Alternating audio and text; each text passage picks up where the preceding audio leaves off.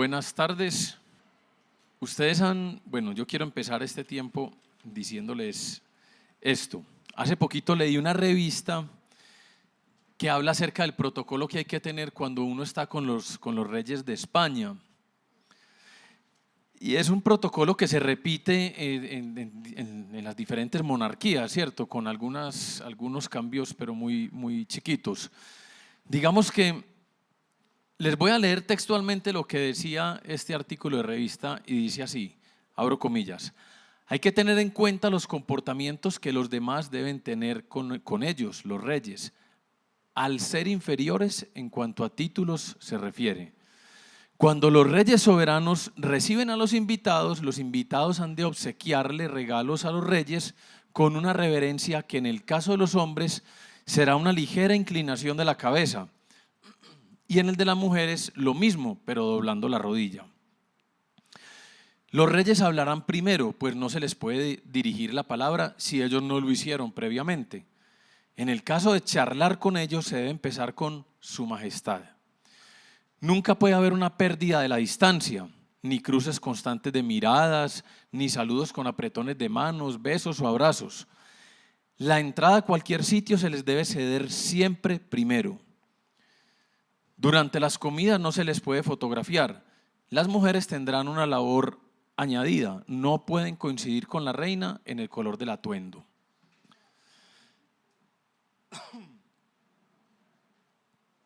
Eso es en la actualidad. En la antigüedad, la reverencia para los reyes en las diferentes culturas implicaba que si usted se acercaba de cierta manera irreverente al rey, lo más probable es que fuera a perder su cabeza. Usted moría decapitado. Entonces, en ese orden de ideas, si usted entraba donde el rey, entraba de cierta manera equivocada, o entraba y lo miraba a los ojos, hacía contacto visual, o se dirigía al rey de alguna manera que no era la acordada, usted perdía la cabeza, ¿cierto? Era ejecutado. Vamos a ver qué pasa en cuestiones protocolarias, en contraste con lo que acabamos de leer, cuando las personas comparten un momento importante con el Rey de Reyes, con Jesús, con Jesucristo. Y esto se da en medio de la cena con Jesús, la última cena, la última Pascua que Jesús iba a compartir con sus discípulos, con sus más cercanos amigos.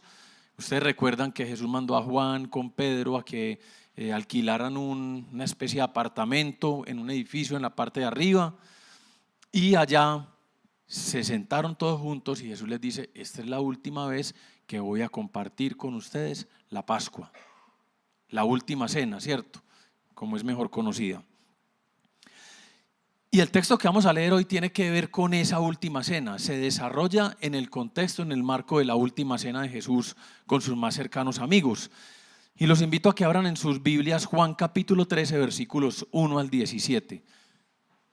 Mientras lo leemos, vamos comparando mentalmente cómo se da esa relación de súbdito, de esclavo, de siervo con el rey, con la figura de la antigüedad y con el Rey de Reyes, con Jesús. Juan 13, 1 al 17.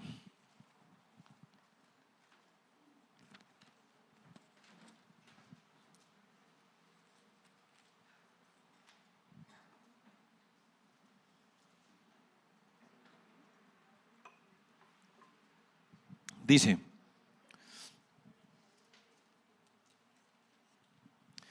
antes de la fiesta de la Pascua, sabiendo Jesús que su hora había llegado para que pasase de este mundo al Padre, como había amado a los suyos que estaban en el mundo, los amó hasta el fin.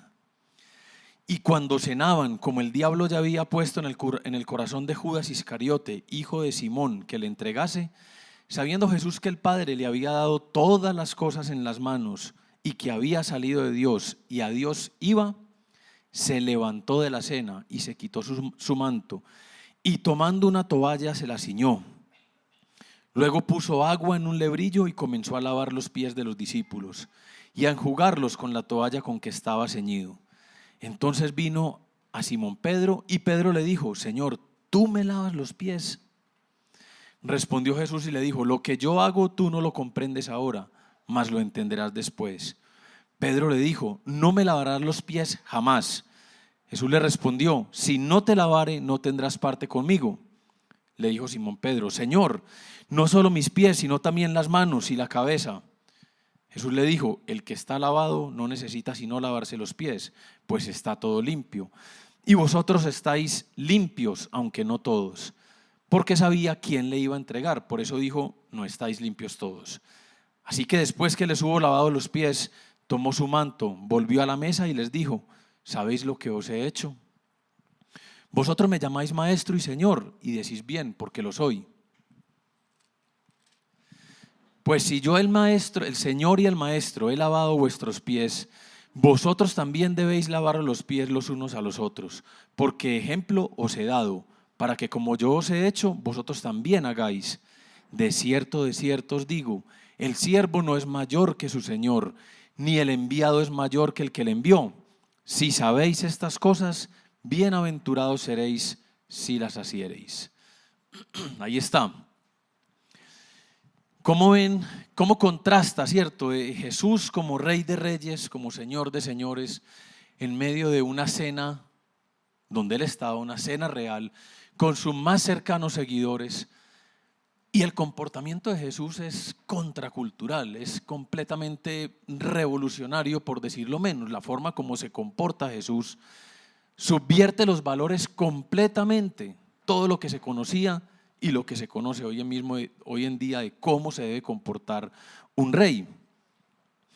Pero antes de que entremos en el lavatorio de los pies como tal, hagamos un recuento de dónde estamos en el Evangelio de Juan.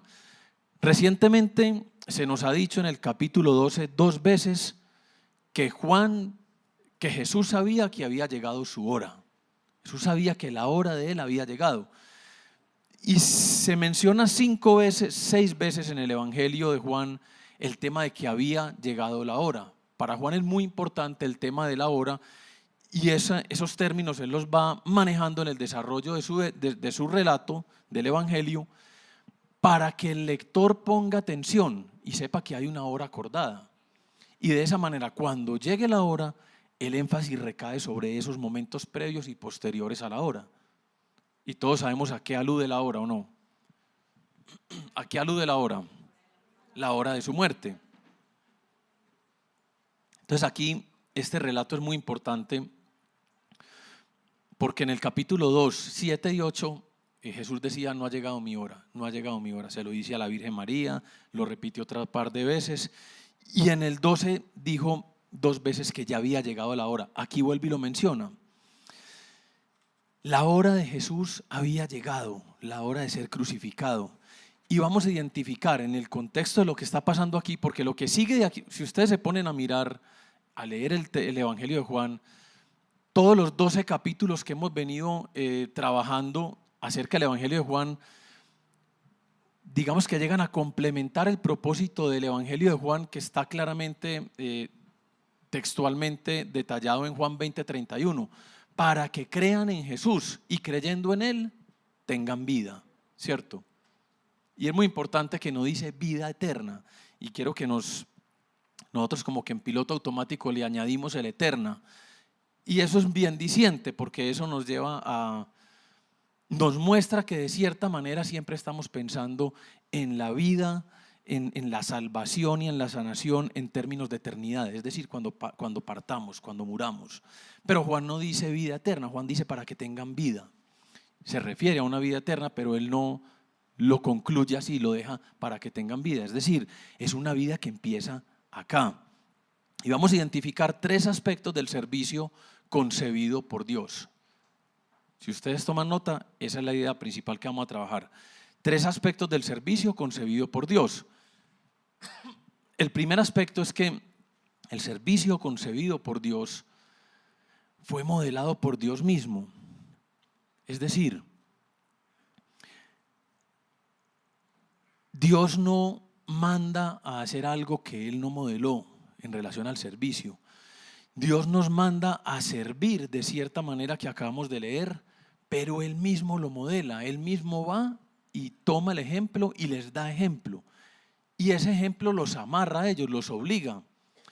Jesús les dice: Y es muy importante que en los versículos 1 y 3 se menciona que Jesús sabía que todas las cosas le habían sido dadas por el Padre. Es decir, está hablando de su autoridad. Jesús estaba consciente de su autoridad. Y no solamente eso, él sabía que había salido del Padre y que había llegado la hora de volver al Padre. Es decir, Jesús era consciente. Me parece a mí que el texto podría permitir inferir que Jesús era consciente de dónde venía y a dónde iba. Es decir, Jesús de alguna forma está hablando de su divinidad. Y eso hace más fuerte todavía el hecho de que Jesús, siendo Dios, modela el servicio en los términos en que los modeló. Y nos dice que Dios es un Dios de servicio, es un Dios de entrega, es un Dios que se da, es un Dios en relación, es un Dios relacional.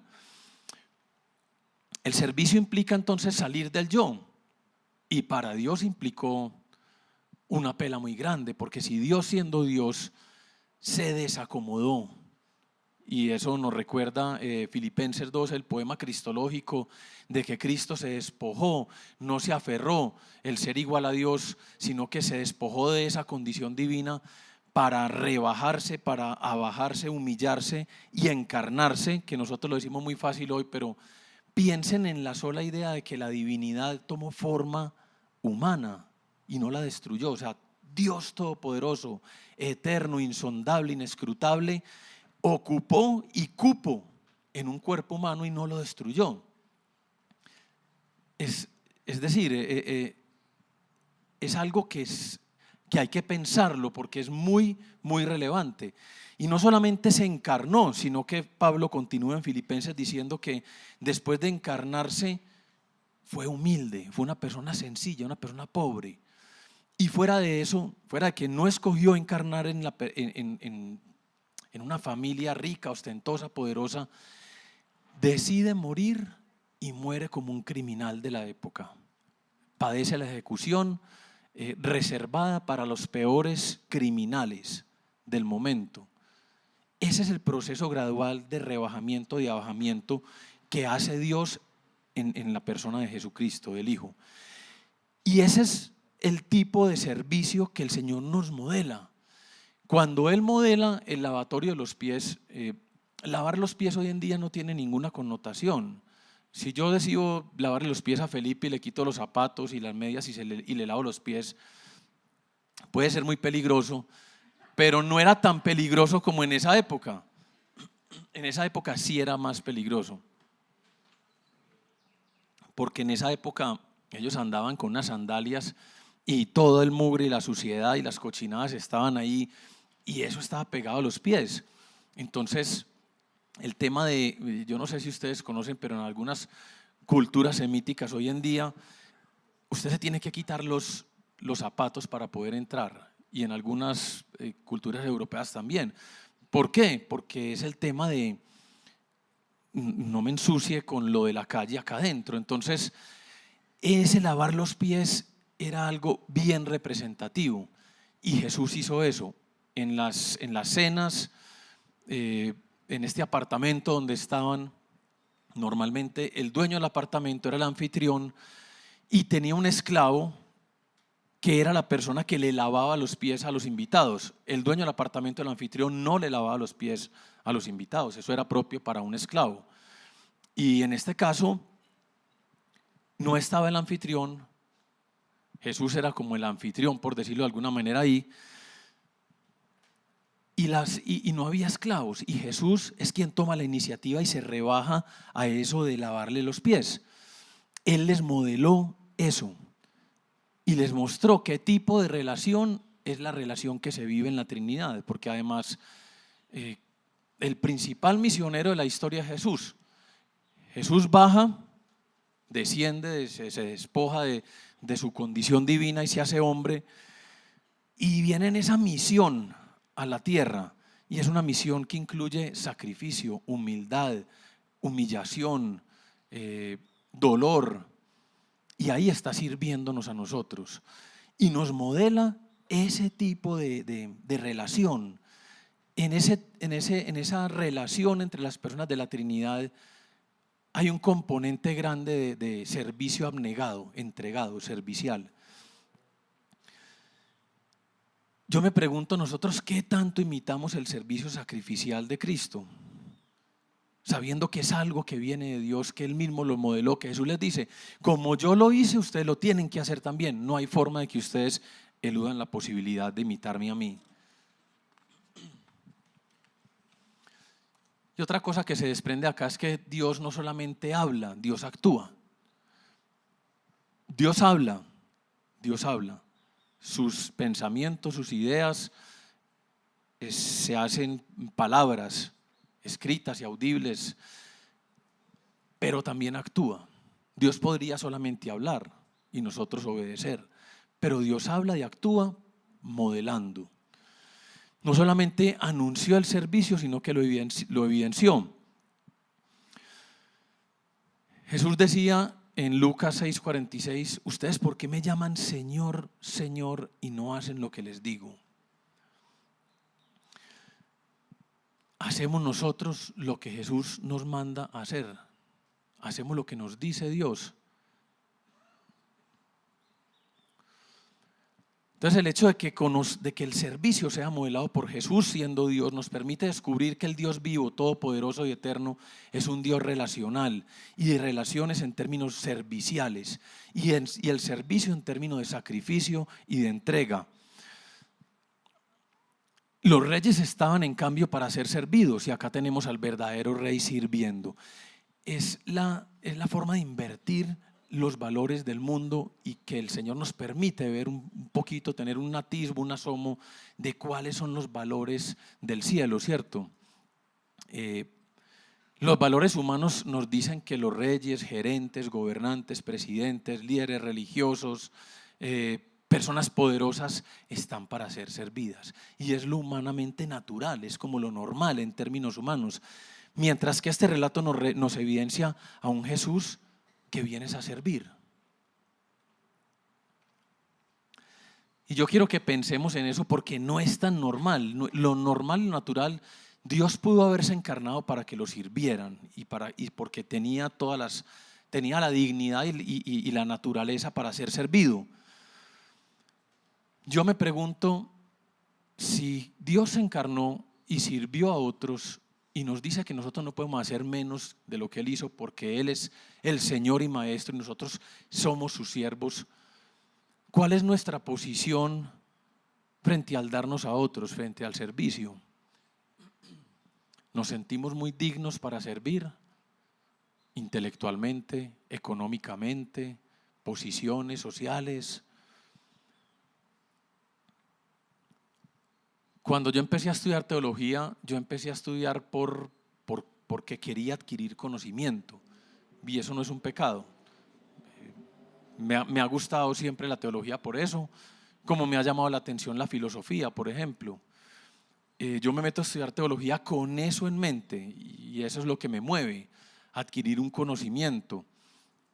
Cuando estoy estudiando teología por diferentes circunstancias, cosas que me pasan en la vida y por lo que voy aprendiendo, me voy dando cuenta que la teología se aprende para ponerla en práctica, para servir y para servirle a otros. Ese es el propósito, el servicio. Con el tiempo el Señor me fue mostrando que no era solamente para llenarme de conocimiento, sino prepararme para servir. Y en esas estoy. No estoy sirviendo como debería servir. Quiero hacer esa aclaración, pero ahí voy. Yo les pregunto a ustedes, ¿están sirviendo como el Señor nos manda a servir? Puesto que Él nos modeló. ¿Y cómo estamos sirviendo? Y quiero que cuando yo les mencione el servicio, nos desprendamos un poquito de la noción, digámoslo así, estatutaria que está escrita en el volante en qué consiste servir.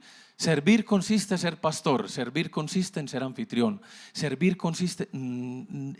sí consiste en eso, y servir en la iglesia local es muy importante, pero yo creo que el servicio va mucho más allá, mucho más allá. Se sirve adentro de la iglesia, pero no para chulear, como se sirve por fuera de la comunidad también, porque es un servicio de entrega abnegada. Y es un llamado también a conocer, sí, a hablar como lo hizo Jesús, pero actuar como Dios lo hizo también. Es un llamado a eso también. El segundo aspecto del servicio concebido por Dios tiene que ver con que el servicio que surge del corazón, de la mente de Dios, como nos fue modelado en la persona de Jesús, es contrario al mundo. Es opuesto a lo que el mundo conoce, dice, ahorita lo estábamos mencionando. Los reyes, presidentes, líderes religiosos, poderosos, gobernantes están para ser servidos. Y muchas veces ustedes oyen que los honorables representantes de nuestro aparato político y público se llaman a sí mismos servidores. Nosotros estamos para servir, pero cuando las cámaras lo siguen, cuando nos metemos en las noticias, la vida personal del uno y del otro, nos damos cuenta que están para ser servidos en realidad, en la práctica, ¿cierto? Y lo mismo pasa en diferentes ámbitos, no solamente en lo político. Los discípulos le habrían lavado los pies al maestro sin ningún problema. Para ellos eso no era ningún inconveniente. De hecho, en los evangelios sinópticos, en Mateo, Marcos y Lucas, el contexto anterior, lo que pasa antes a este suceso que solamente narra el evangelio de Juan del lavatorio de los pies, es que ellos venían peleando entre ellos por quién era el más poderoso, los discípulos. Unos evangelios resaltan que eran Juan y Santiago, que su mamá fue y le dijo a Jesús: Señor, cuando tú estés reinando, ellos esperaban un rey en términos de un rey conocido de la época. Cuando tú estés reinando, pon a mis hijos uno a tu derecha y otro a tu izquierda, para que sean, como decir, los ministros más importantes de su gobierno, los hombres más representativos. Y los otros discípulos se pusieron furiosos, no porque fueran muy sencillos y humildes, sino porque querían esos puestos que Juan y Santiago estaban pidiendo para ellos, o que la mamá de ellos estaba pidiendo por ellos. Entonces, noten que aquí lo que hace Juan el Evangelista es casi que ponerles una parábola en desarrollo, en acción. Lo que hace el evangelista aquí es poner a Jesús a recrear lo que con sus palabras ha dicho en los otros evangelios. Es muy interesante. Entonces Jesús aquí lo que hace es poner en escena, poner en la práctica lo que les ha venido enseñando y diciendo: el que quiera ser el primero de ustedes debe ser el último. El primero en el reino de Dios es el último aquí en la tierra. Eso es muy llamativo, ¿cierto? Porque estamos en un mundo donde se exalta el egocentrismo, el individualismo. El individualismo es un valor de Occidente bien grande, ¿cierto? El ensimismamiento, el recibir y el acumular, no solamente cuestiones materiales, conocimiento, talento, etcétera. Tener, poseer, recibir, ser servido. Eso es lo que exalta el mundo aquí hoy. Y nosotros como seguidores de Jesús no podemos llevar esa mentalidad, como nos decían nosotros en publicidad, de su majestad el consumidor, el rey, ¿cierto? El rey, el que consume, es el rey, el que llega a exigir a un almacén, a una tienda, y el otro llega a atenderlo como rey porque pues es el que mueve el mercado. Entonces nosotros no podemos transferir esa mentalidad del mundo del consumo a nuestra propia vida y tragárnosla completa, porque no nos corresponde como seguidores de Jesús. No es posible que ustedes lleguen a un sitio a patronear como seguidores de Jesús, porque yo soy su majestad el rey, el consumidor. Estamos llamados a servir. Y otra vez, no solamente en los servicios que chuleamos aquí dentro de la iglesia, es por fuera también, en la extensión del reino de los cielos, modelando el carácter de Jesús. Pablo dice en relación a Jesús que le oyó decir: hay más bendición en dar que en recibir. Eso está en Hechos 20:35. Fíjense que Jesús les dice en el evangelio de Lucas: los reyes de las naciones oprimen a sus súbditos, y los que ejercen autoridad sobre ellos se llaman a sí mismos benefactores. Servidor, ¿cierto? No sea así entre ustedes, al contrario, el mayor debe comportarse como el menor y el que manda como el que sirve. ¿Qué tanto nosotros le seguimos el juego a las estratificaciones de poder aquí en la tierra? ¿Qué tanto reverenciamos esas estratificaciones? ¿Qué tan permeados estamos como cristianos de esas estructuras de poder del mundo? ¿Y qué tanto nosotros jugamos ese juego? ¿Qué tanto nos gusta? Además es un servicio que se da en términos de humildad, de humillación, de amor, de entrega, de sacrificio. Jesús no les lava los pies para establecer un rito nuevo, sino para enseñarles a sus discípulos la importancia de un servicio humilde y amoroso. Pablo dice, pues en Gálatas 5:13, pues ustedes, mis hermanos, han sido llamados a vivir en libertad, pero no usen esa libertad para satisfacer los deseos de la naturaleza pecaminosa. Al contrario, usen la libertad para servirse unos a otros por amor. Jesús enseña con el ejemplo. Nosotros también enseñamos con el ejemplo.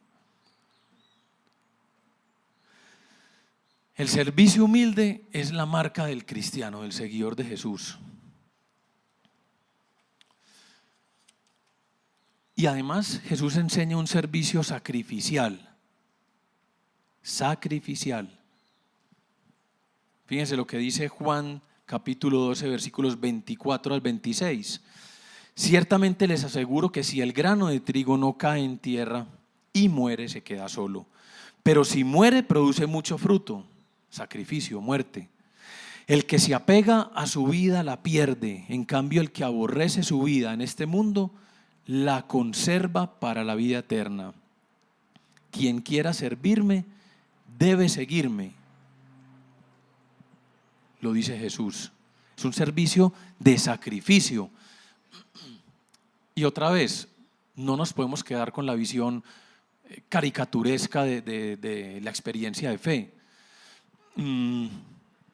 Esa visión que se nos vuelve paisaje de que ser cristiano consiste en una posición intelectual frente a Jesús que nos da acceso a una comodidad eterna y esperemos el día en que nos muramos, porque esto está muy bueno así. Y además nos hace superiores en términos morales a los demás. Eso es una visión caricaturesca. Jesús nos enseña a servir y a servir de manera sacrificial, a entregarnos por las demás personas, en un servicio amoroso, entregado, servicial, que no es vanaglorioso. Y es un servicio paradójico. ¿Cómo se entiende? Es una paradoja que se entiende desde los valores invertidos, ¿cierto? Es estar subvirtiendo los valores conocidos por otros diferentes, por los del cielo, por los de Dios. Lo que el mundo exalta y toma por valioso suele no tener realmente ningún valor. ¿A qué le damos valor? Hace poquito una persona me decía, yo le estaba contando que yo era consciente que tenía que visitar con más frecuencia a los enfermos, y esa persona me respondió una cosa que me dejó perplejo. Me dijo, venga, es que usted es pastor, usted no es visitador de enfermos. Entonces dice uno, como que lo tratan de meter a uno dentro de una dinámica de juego de poderes y de estatus y de posiciones. Sí será eso, por ahí sí será la cosa, no parece. Entonces la vida del creyente y seguidor de Jesús sí es una paradoja. Jesús dice que quien pierda su vida lo hallará, quien se aferre a la vida la perderá. En la muerte del Señor hay vida para el creyente. Los últimos serán los primeros y los primeros los últimos. Los mansos y humildes son exaltados. En el mundo es una debilidad, es dar tiro. Si te pegan en una mejilla, estás llamado a poner la otra. Entonces lo conciliamos. No, pero eso no es tampoco tan radical, no lo tomemos así. Y así sucesivamente vamos como domando el mensaje de Jesús y acomodándolo a los principios del mundo para que sean más llevaderos. ¿Qué tan aferrados estamos a esta vida? Es algo confrontador. A mí me confronta bastante y me pone a pensar. Y el tercer aspecto del servicio concebido por Dios es que es un servicio que se da como consecuencia, es decir, es lo que sigue en la secuencia de haberse expuesto a la verdad de Dios. Primero nos exponemos a la verdad de Dios y de manera consecuente nos damos a un servicio en los términos en que hemos mencionado.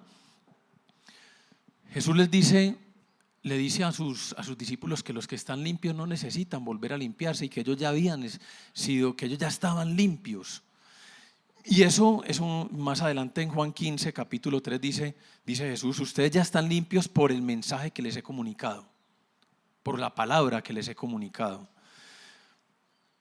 Entonces el mensaje de Jesús, esa transmisión de valores y de principios cristianos a sus discípulos les cambió el chip, les cambió la manera de pensar y en ese sentido ya fueron limpios. No es porque uno dice fueron limpios por la palabra y entonces nos hacemos a una idea de que el libro limpió a la gente como de una manera mágica, ¿cierto? No, es el mensaje de Jesús.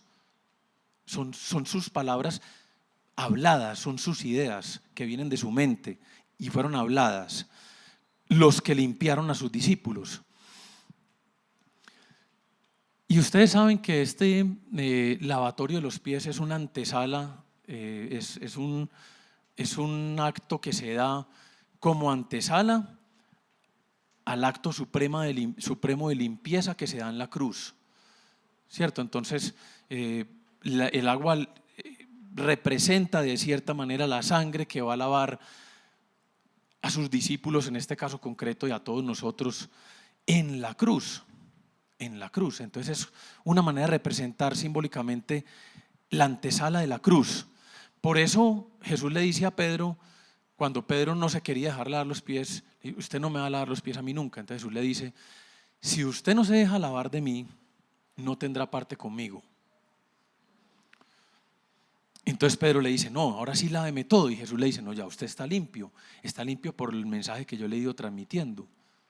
Usted no necesita que yo lo limpie del todo, usted ya está limpio por el mensaje que le transmití. Entonces hay una secuencia que se da donde primero somos expuestos a las ideas y a los mensajes divinos por parte de Jesús y de ahí de manera consecuente, necesariamente, de manera ligada, atado, va el tema del servicio. No es opcional, Jesús no lo presenta como algo opcional. Entonces, con esto lo que quiero decirles es que no nos conformemos con la mitad del bizcocho, con la mitad de la torta, con esa mitad que nos dice que somos salvos y listo y ya, porque Jesús no nos permite conformarnos con esa mitad. Jesús obliga y ata una cosa con la otra. Su palabra, sus ideas, su mensaje nos limpió para que de manera consecuente nosotros vayamos y sirvamos. No hay otra opción, no hay otra forma de vivir la fe. Esa es la manera, puesto que Él es Dios, puesto que Él lo modeló, porque subvirtió los valores del mundo y nos llamó a nosotros a seguirlo y a hacer exactamente lo mismo. No nos quedemos con esa visión caricaturesca de la vida cristiana, de papel, de volante, porque Jesús no lo permite. Jesús no lo permite. Y una pregunta que yo quiero hacerme para que vayamos cerrando el tema es: ¿qué sería para nosotros hoy el equivalente de lavarle los pies a otros? Y quiero leerles una cita textual de Juan Calvino, donde el reformador dice lo siguiente, y abro comillas. Es una crítica que Calvino hace: cada año realizan de forma teatral el lavamiento de los pies y cuando han acabado con esta vacía ceremonia creen que ya han cumplido con su deber y que entonces ya pueden aborrecer a sus hermanos. Pero aún más, cuando ya han lavado los pies de 12 hombres, torturan cruelmente a todos los miembros de Cristo, con lo cual es como si estuvieran escupiéndole a Jesús mismo en la cara. Esta comedia no es más que una mofa con la que se están burlando de Cristo. De todos modos, Cristo no está imponiendo en este texto una ceremonia anual, sino que nos enseña que en cada momento de nuestra vida debemos estar dispuestos a lavar los pies de nuestros hermanos.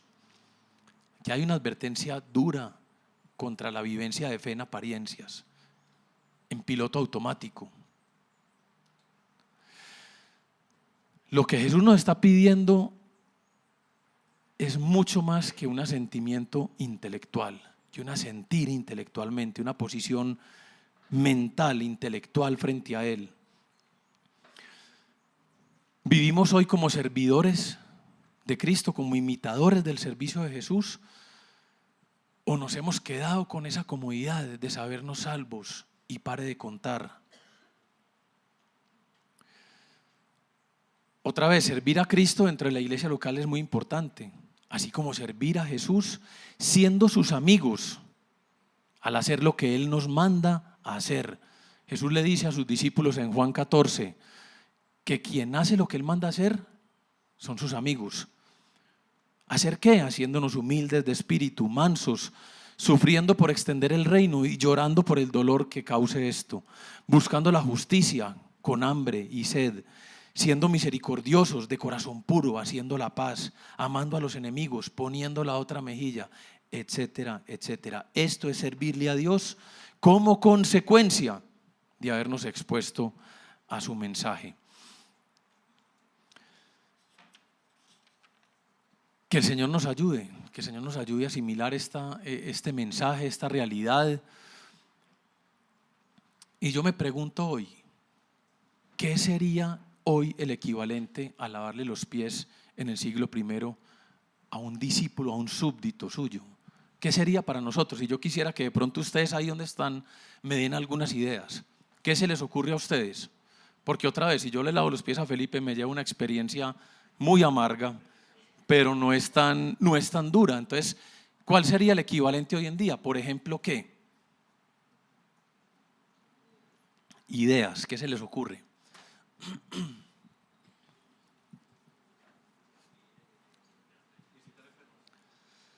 Visitar enfermos podría ser. Sí, Cristi. Por ejemplo, ahí hay algo, sí. Hay un sacrificio de por medio, ¿cierto? Sería un servicio sacrificial. ¿Qué más? ¿Qué otra cosa podríamos contar ahí?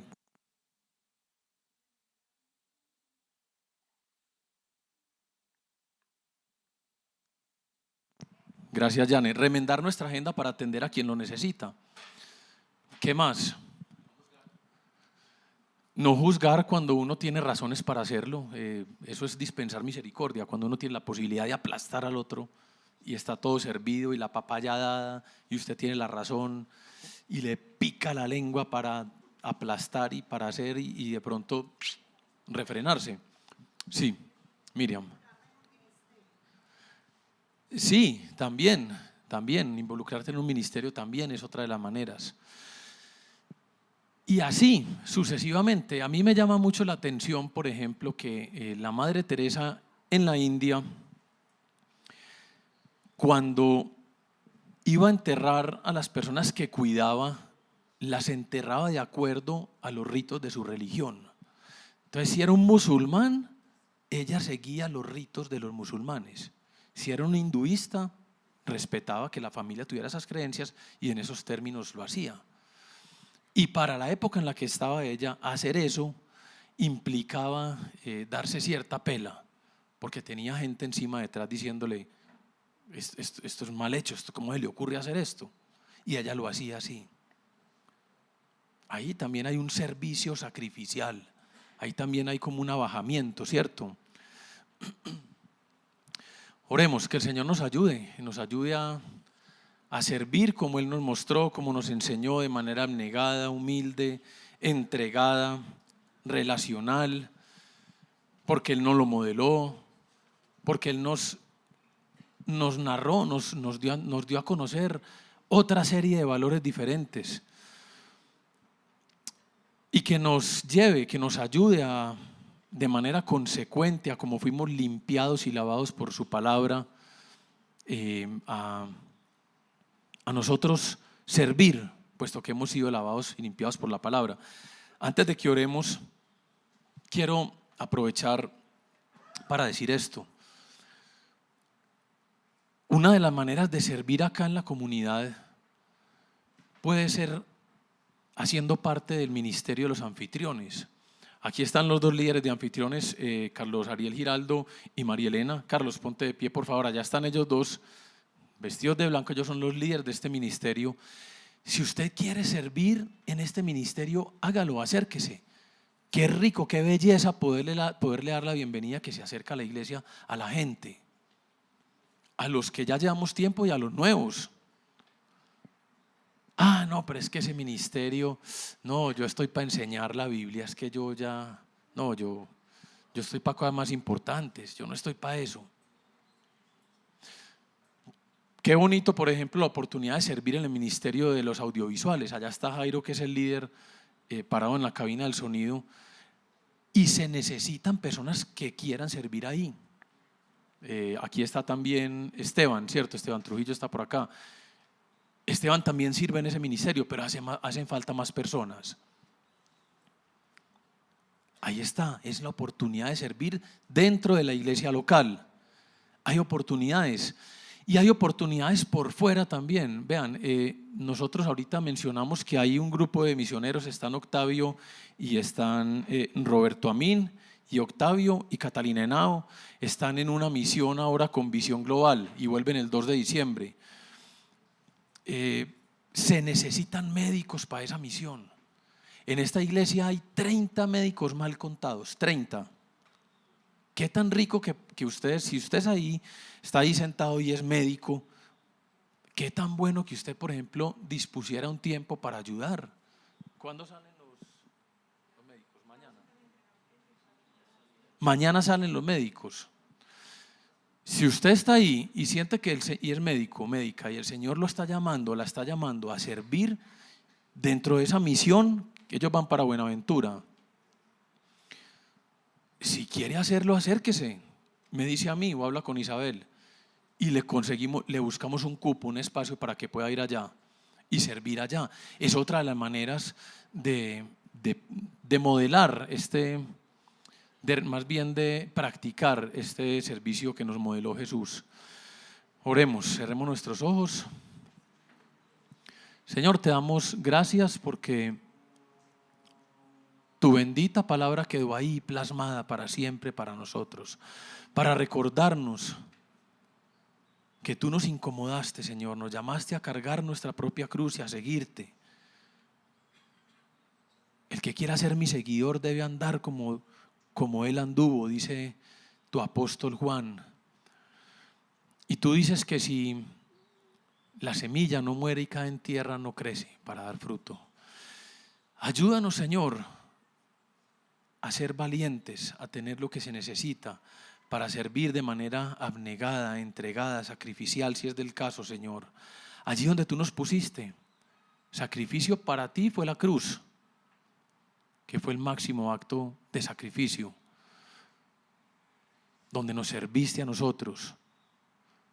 ¿Y de qué manera, Señor? ¿Y cuánto costó?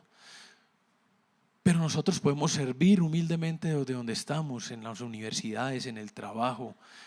Ayúdanos, Señor, a asumir el costo y ayúdanos a servirnos en nuestras familias y dentro de la iglesia cristiana también, Señor, como hermanos, como tú nos mandaste.